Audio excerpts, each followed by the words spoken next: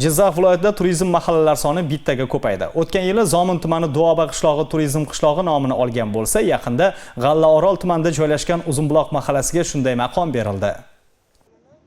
Madaniy tadbirning ochilish marosimida O'zbekiston Respublikasi Turizm qo'mitasi vakillari, tuman hokimi, mahalla ahlini mazkur quvonchli va muhim hodisa bilan tabrikladi. Viloyat va tuman faollari, mehnat faxriylari hamda jamoat tashkilotlari vakillari ishtirokida maxsus tasma qirqilib, tadbir debochasi ochib berildi. Shundan so'ng tadbir asosiy turizm maskani Avliyo qishlog'idagi mashhur qadamjo Sa'd ibn Abu Waqqos ziyoratgohida katta bayram tarzida davom etdi. Joriy yilda turizmni yanada rivojlantirish maqsadida 14 milliard so'mdan ortiq mablag' ajratilganligi qayd etildi. Natijada turistik mahallada qurilish, qayta rekonstruksiya qilish, ko'kalamzorlashtirish ishlari amalga oshirildi. Ziyoratgoh obodonlashtirilib, ziyoratchilarning dam olishlari uchun tashkil etilgan maxsus supalar qayta ta'mirlandi. Albatta, bugungi shodiyona tuman ahlini ham xursand etgani bor gap. Tantana davomida Uzunbuloq mahallasiga turizm mahallasi maqomi berilganligini tasdiqlovchi sertifikat ham tantanali ravishda topshirildi.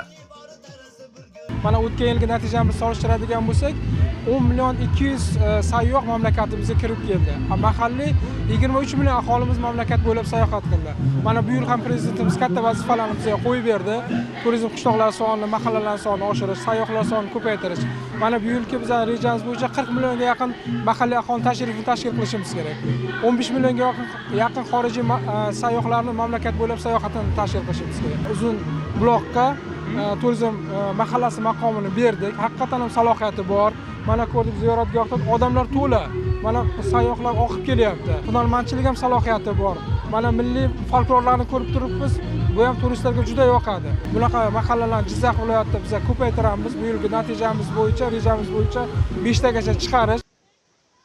Har yili ziyoratgohga respublikamizning turli xil viloyatlari, tumanlardan o'rtacha 8000 nafardan ko'proq sayyohlar, shuningdek 16000 nafardan ortiq mahalliy sayyohlar tashrif buyuradi. Bundan tashqari, xorijiy turistlarning ham qiziqishi ortib bormoqda. Shu kuni tadbirga Germaniyadan tashrif buyurgan sayyohlarni ham uchratib, suhbatlashdik. Ich habe ja eine spezielle Geschichte zu Usbekistan, einen Freund vor 10 Jahren kennengelernt. Men Germaniyadan O'zbekistonga ikkinchi bor kelmoqdaman. Ilgari Samarqand va Buxoroda bo'lganman. O'zbekistonning milliy an'analari, kuy-qo'shiqlari, folklor jamoalari juda yoqdi. Bu yerda odamlar juda xushchaqchaq, mehmondo'st. Insonni juda yaxshi kutib olishadi. Biz bu yerda qancha uzoq qolsak, shuncha xursand bo'lamiz. O'zbekistonni butun dunyo taniyapti va bu yerga kelishdan har doim mamnunmiz. Turizm sohasidan kelib chiqib aytaman, O'zbekiston kelajakda turizm eng rivojlangan mamlakatga aylanadi. Hali bu yerga butun dunyodan sayyohlar keladi. Hammani O'zbekistonga chorlayman. Schon und wird eine gute Zukunft für Usbekistan sein. Tadbirda turizm sohasida samarali faoliyat yuritayotgan 2 nafar tadbirkorlar, soha fidoyilari, turizm fidoyisi ko'krak nishoni va bir necha oilaviy mehmon uy egalari faxriy yorliqlar bilan taqdirlandi. Oddiy qishloqdagi rivojlanishlar, hunarmandlar va oilalar uchun ham manfaatli bo'ldi. Ushbu mahallada 6275 nafar aholi istiqomat qiladi. 1085 ta xonadon mavjud. Bugungi kunda bu yerga keluvchi mehmonlar uchun bir qator qulayliklar yaratilib, infratuzilma yaxshilanganligini aytish joiz.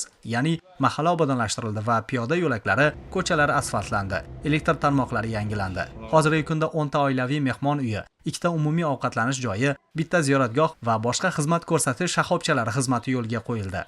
Aytilishicha, yil yakunigacha respublikada yana 10 ta mahallaga turizm mahallasi maqomi beriladi. Jizzaxda esa 5 taga yetadi.